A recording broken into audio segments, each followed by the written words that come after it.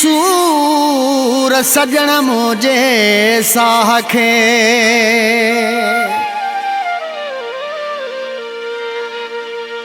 पल पल पवन था पूर सदा महीना बिरोही खे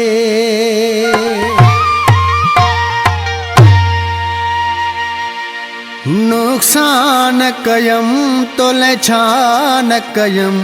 अॼु कहिड़े हंधि पुॼायो थई नुक़सान कयम तोले छा न कयम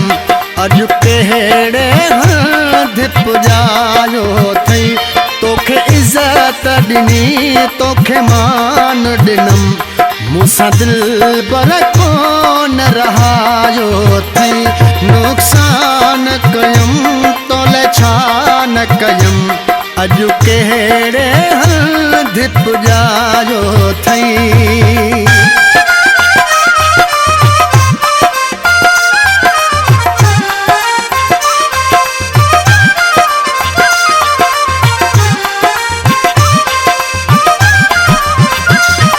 एतराज़ वसाते उथारी थो हर ज़हर जा ढुक बि प्यारी थो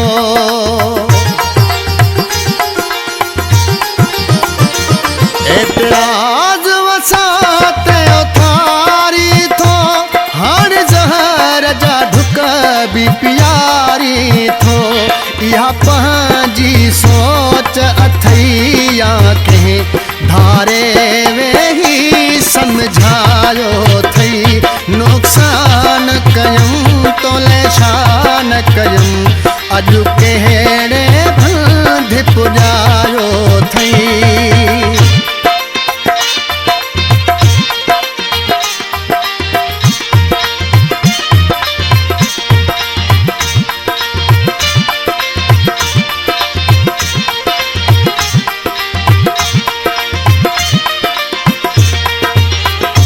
बे ज़मीन जजाए घिड़ी वलजे पांच साड़न में सड़ी वलजे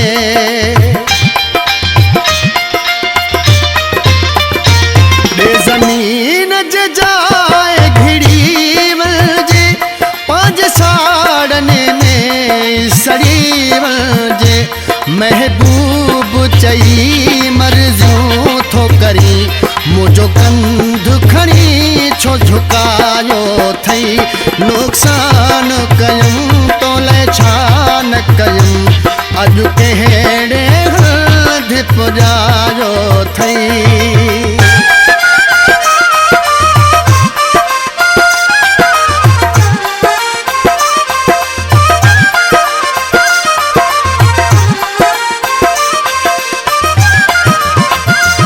परदेसी पुनल ही सिखी वियो वा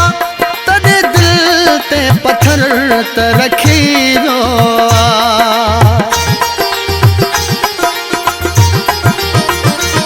परदेसी पुनल ही सिखी वियो वा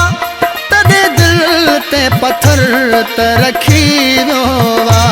मूंखे रोइण वारी राह ॾसे बाक़ी सारो लोक खिलायो थई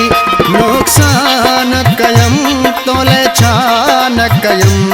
अॼु कहिड़े हंधि पुॼायो थई तोखे इज़त ॾिनी तोखे मान ॾिनम मूंसां दिलबर कोन रहायो थई नुक़सान कयम तोले छा न कयम अॼु कहिड़े हंधि पुॼायो थई नुक़सान कयम तोले छा न कयम अॼु कहिड़े हंधि पुॼायो